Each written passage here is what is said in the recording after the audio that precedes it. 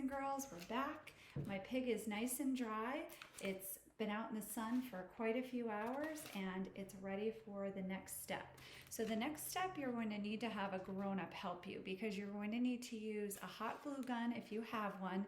If you don't have a hot glue gun, regular glue will work, but hot glue works a little bit better.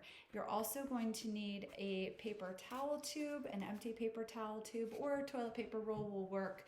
And you're going to need something like a pencil, or I'm using a chopstick to help me when I'm gluing, and scissors to cut it apart.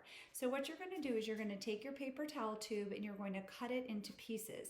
So I have mine already cut apart and they're about 1.5 inches long. It doesn't matter. You can make it a little bit longer if you want. You're going to need 4 equal pieces because those will be for the legs, and then you'll need 1 for the snout. I usually make my snout a little bit bigger, so that one's about 2 inches long.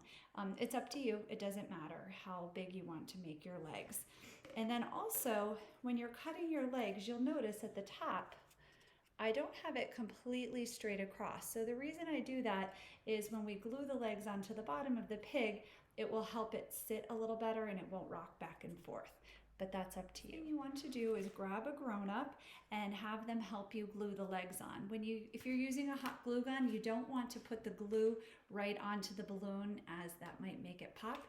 You can just take your glue gun and put a little bit of glue along the top of the paper towel tube, and then you can glue it onto your... See, I've turned my pig over. He's over on his back with his belly facing up, and I'm just placing my last leg onto the pig. If you need to move it, make sure that you don't grab it. You can push down with a pencil. If you have to move it around at all, don't stick your fingers in there. Hot glue is very, very hot and it will really hurt your skin. So be very, very careful. Let a grown-up help you with this part. Last piece to glue, the snout.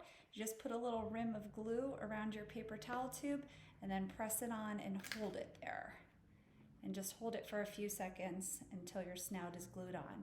And then just let your pig sit for a little bit and let him or her dry until we're ready for the next step, which is painting.